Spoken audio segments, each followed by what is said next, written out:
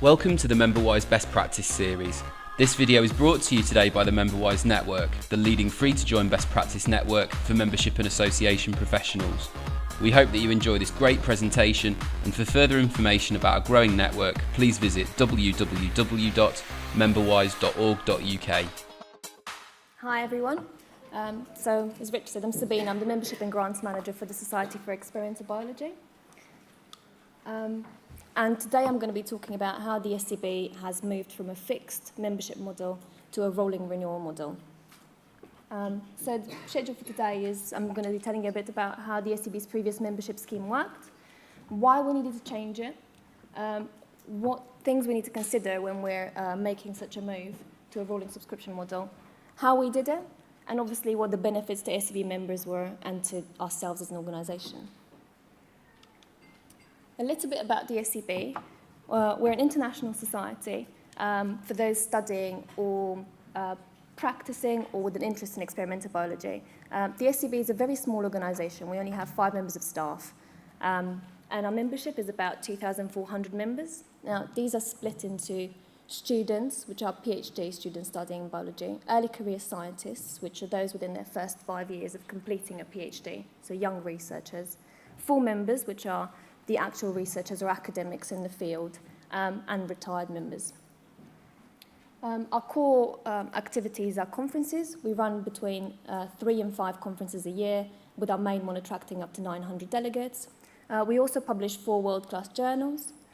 We offer career support and advice and training, and we also offer financial support to those in the field through the administration of grants. The SEB has a 2.5 million turnover, and this is mainly income from our journals. Now, the SEB's membership scheme and how it worked before, it was literally a horse and carriage situation. We've had a fixed membership year that ran between the 1st of October and 30th of September, and this was obviously because our financial year used to run that way, no particular reason. So we offered no pro rata option because of the structure of our membership benefits. They were annual, so regardless of the time of the year when you joined, you still were able to take advantage of them. But this means that anyone who joined the organisation at any point of the year, they had to pay a full membership fee, so 1 year's membership fee, no excuses. And also they had to renew at the end of the membership year, so they might not get a full year for their money. Our membership processes were also very administrative heavy and not very user-friendly, so anyone joining had to fill in a paper application form. Also, payment was done at the office, you couldn't pay online. And the renewal processes, although we had renewal online, if you were changing from a student membership to an early career scientist membership, you had to contact the organisation and inform us that you've changed, and we had to manually do that for you. So not very user-friendly and quite a lot of admin for the office. So it was very clear that it wasn't working, the scheme, for our members or for us. And the reason we needed to change it was because it was creating barriers to joining. So by restricting the membership year to a certain fixed one that worked for us, people were waiting until the beginning of the new membership year to actually join the organisation. So we found that between July and the end of September, it was a very quiet period. No one was really joining the organisation. So it was a bit of a barrier there for people. But also the fact that you had to fill in a membership application form, it took a bit of action on your part to actually want to become a member. There was also a risk of losing members in the first year of their membership, because at renewal point they would complain and say, well, you know, I've joined a few months ago, so why are you making me renew already? I've paid for a full year of membership, why are you making me renew already? And the fact that they had to contact the organisation if they had to change membership also was a barrier for them in renewing. So it was a risk there that we had in losing members in the first year of their membership. But also the fact that the administration processes were so heavy on us and actually maintaining the scheme, it caused a barrier of growth to the organisation. The staff was so focused on, on getting these joining members and processing the renewals and dealing with the administration emails that we didn't really have time to focus on the development of membership or like growing the organisation the capacity that it should be growing. Another thing to mention there is us depending on people telling us when when they changed from a student to an early career scientist membership, it meant that there could possibly be an income loss there. So we were dependent on them. They could have changed status and not have told us, and that would impact on the registration fees for the conference, so a whole lot of income that could be lost there. So definitely we needed to change this. But it's one thing to say that you want to change it, it's another to actually make the move. And what we found really useful, and I'd like to recommend it, is to take a step back and think about what such a change to a rolling renewal scheme would involve for your organisation and for your members. And the things that we've considered, and I'd recommend to you as well if you're considering such a change, would first be the workload that's involved in the resource capacity that you currently have. Rolling renewals essentially means doing more of the same that you're doing, 12 times a year, every month that people renew.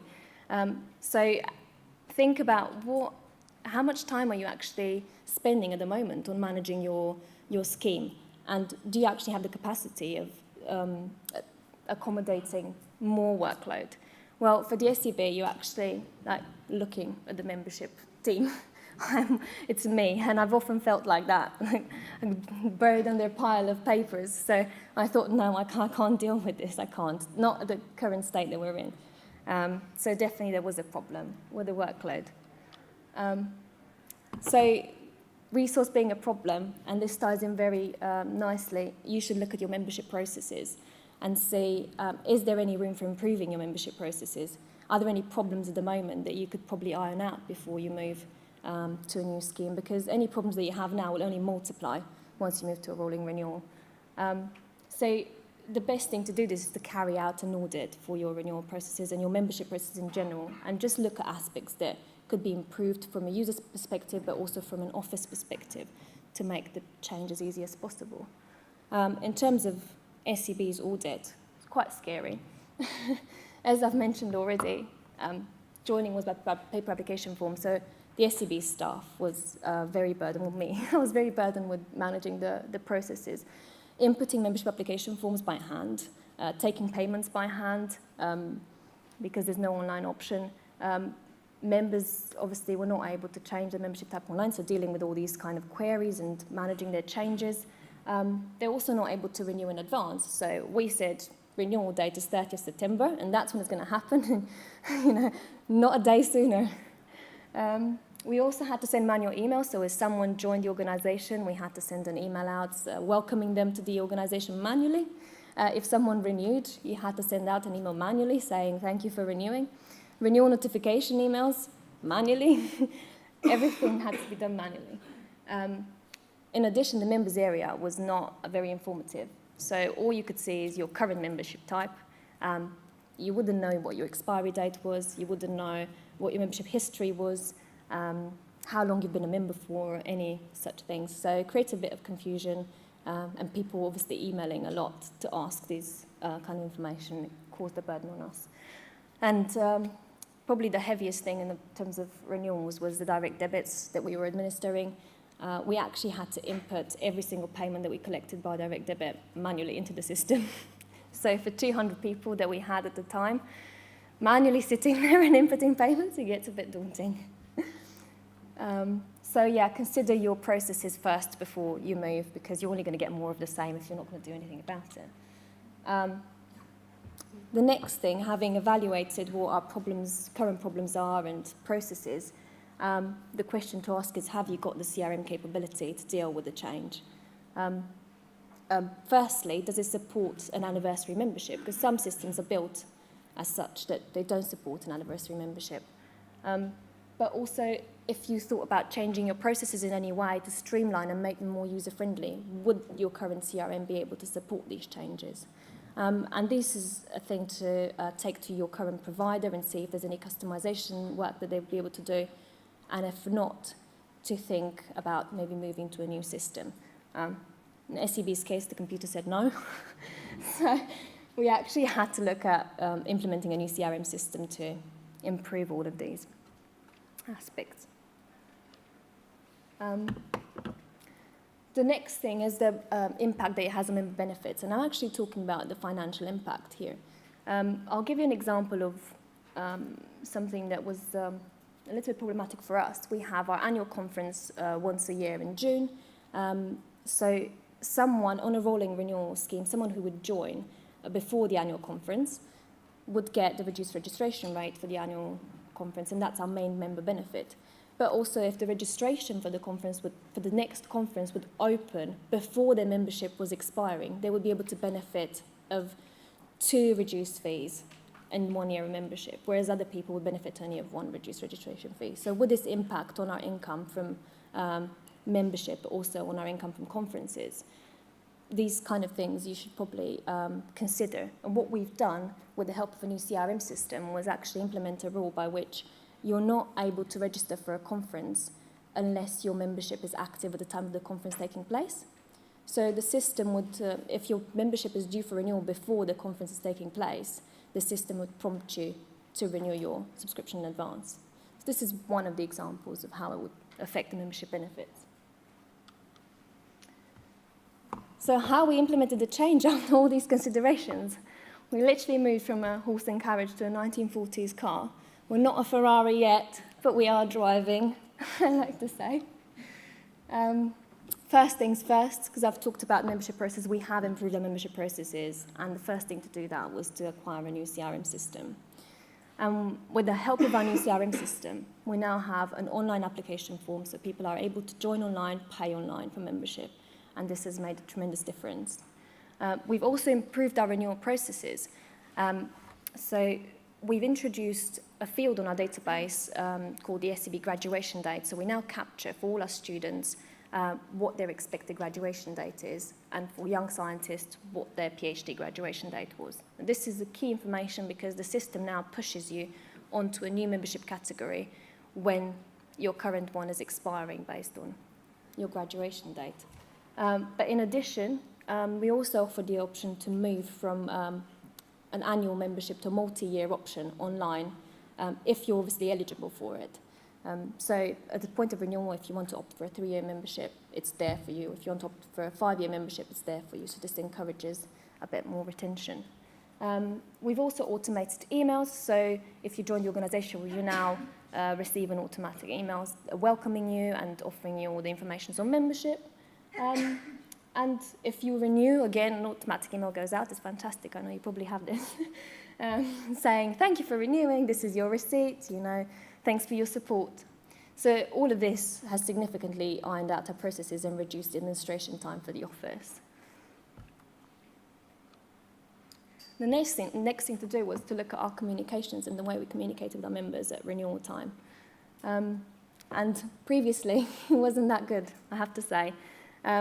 We were notifying members of the fact that they were due to renew about a month before by paper, and then we'd allow about 6 months after expiry date for them to renew before we lapsed them.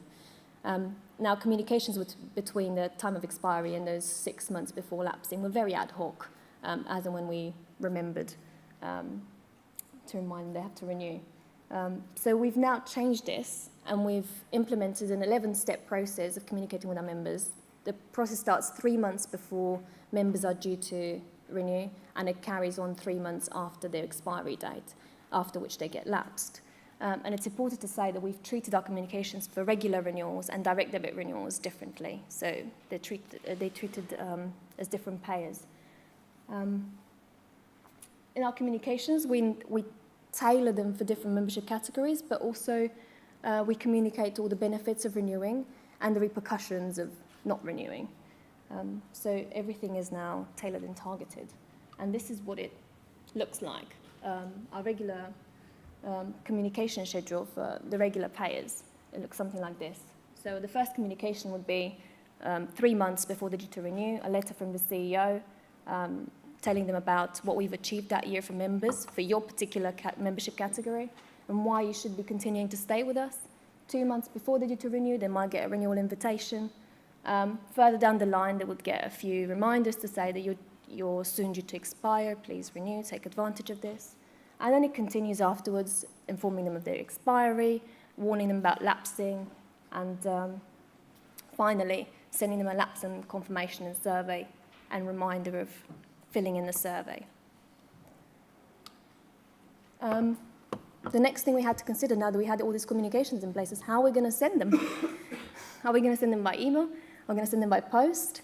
Obviously, sending communications by post, 11 of them, every month to members is very costly. But doing it by email and depending only on email communications would mean that you would have to have a very accurate email database. You'd have to have it very up to date.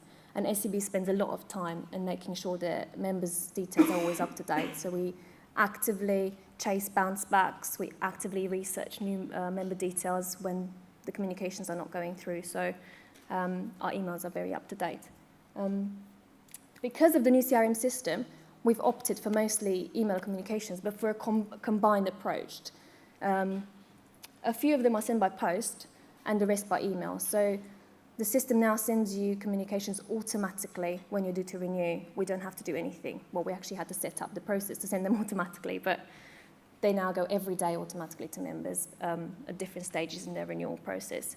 And we did keep 2 of the communications by post for regular renewals, and that is the letter from the CEO and the renewal invitation. The reason why we chose a combined process was because when you get emails, what happens to them is unless you respond in the first day or the first 2 days, they keep going down in your inbox. So you only see them at that point. But we thought that if we send a letter from the CEO and the renewal invitation by post, at least you have a reminder on your desk of the fact that you still have to renew your SEB membership. And this approach worked really well for the SEB. The letters that we send by post are done on a monthly basis, so we don't actually sit there and send them every day, because that would probably be a bit crazy. And the next thing we had to do was actually try and organise ourselves and our workload every month in terms of what we had to do for all these people that are renewing. So we implemented a rolling renewal calendar. Again, we had a separate one for regular payers and a separate one for direct debit payers. But this is what the regular one would look like in terms of the 2 communications that we're sending by post. So in January, we'd have to send a CEO letter for the people due to renew in April, and would have to send a renewal invitation for the people who are due to renew in March. And so on February, we'd have to send a letter for the people who are due to renew in May and April. So it really helps us organise our workflow and see what's happening, every month in terms of our renewals. Again, with the help of our new CRM system, we are now able to allow people to renew up to 9 months in advance the membership. So we thought, let's cheer this on, let's make them renew early.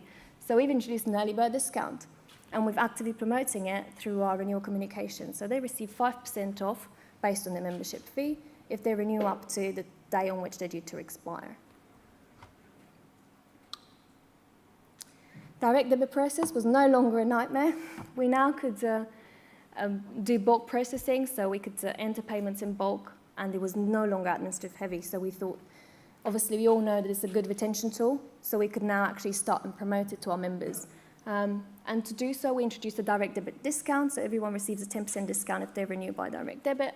But we also started promoting the option actively. So we started sending communications to all our UK members and non-UK members, explaining that if they sign up by direct debit, they will receive a 10% discount, but also educating them about what direct debits are. Because you'd be surprised, most of them just see it as a way to lock them into membership, and actually telling them that, it's a more secure method of payment, you can cancel at any time. If we so help us God take the payment, and you've cancelled it, you can claim it back for your bank, and it's all safe and secure. So it was a big process in us trying to educate our members about why it's beneficial for them to join by direct debit. We've put the information up on our website. We're including information with all our new members that are joining, so we're telling them about the option to join by direct debit, and all our regular renewals will receive a notification saying, do you know about this option? Would you want to opt in? So far, this process only started like a few months ago, but we've always seen a 10% increase in our direct debit payers, so it's gone really well. We also improved our members area. So now they actually get the information they should be getting about their membership. They can see the time at which they first joined, so memories. If they joined in the 1980s, they will see it. They can see how long they've been a member of the SEB, how many continuous membership years they've had with us, when their expiry date is. But mainly they'll be able to see their order history. So they'll be able to see their activity within the SEB.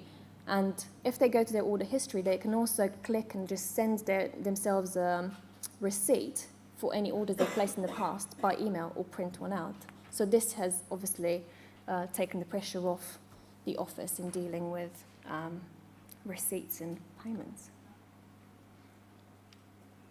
And finally, now that we've done all this work, we actually had to improve our renewal information and educate members about all the options they had on renewing. And I know it seems like an obvious thing and they should know, because that's what we thought. They definitely should know because we keep telling them every renewal. But put it out there.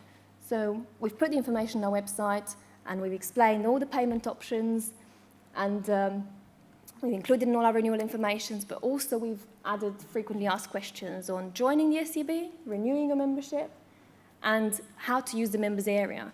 And once you've done the FAQs, it's really good to include links in all your communications that people can refer to the FAQs. And all your pop-up error messages, it's quite good to say, rather than say, oh, something's gone wrong, contact the SEB office.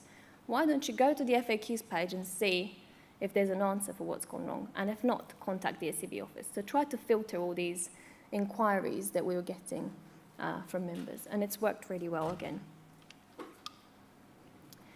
So it's been really great, but what have the benefits been to the SEB? Well, we've seen an increased retention in our membership, mainly because the option of offering them multi-year payments online, people can see it at renewal time, it's there, so we've seen that a lot more people have opted into a multi-year payment.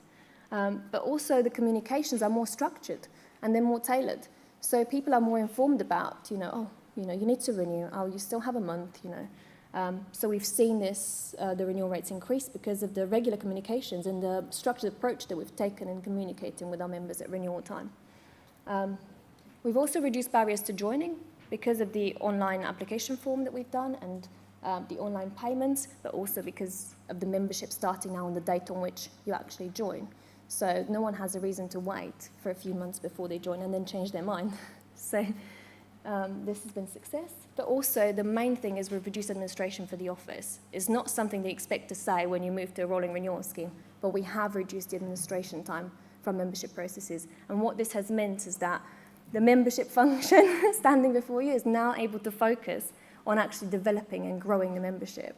And we've got quite a few schemes that are in place at the moment and quite a few plans for future and expanding in new geographical areas and how to grow our membership. But this was not possible before when we were buried in a pile of administration and papers. The benefits to the SEB members, well, it's more member focused. It's not focused on SEB, it's focused on our members. The processes are more user-friendly, so they're able to join quickly, with no hassle. They're able to renew quickly with no hassle. They actually get the service that they expect, and they get a full membership year for the money that they pay. No excuses for that. It's the standard that we all expect today. But also by tailoring our communications for different categories and, assessing the way we communicate with them, they're better informed about the membership value. And I think this is reflected in our increased retention and increased renewal rates. So it's been greatly appreciated by our members. So this was our journey, but I'd like to thank MemberWise for it and the Perfect Membership Scheme booklet, which has actually been, I was saying to Rich, like my long-term boyfriend for the past year and my Bible. Since I came to the conference last year, I walked away with it and I never put it down until the scheme was implemented because it tells you everything that you need to know and everything that you need to consider when moving to a rolling renewal scheme, things that you might not even think about, so complementing what I've said today. And I've seen there's an updated copy here, so if you're thinking about changing your scheme, do grab one of these and don't put it down until you actually do it. Thanks, Rich, and thanks to the team that put this together. It was brilliant. Thank you, everyone, for listening.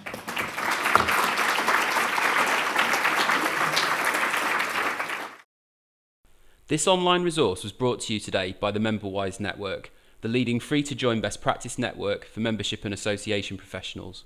Find out how we can provide you with more practical help and support at www.memberwise.org.uk.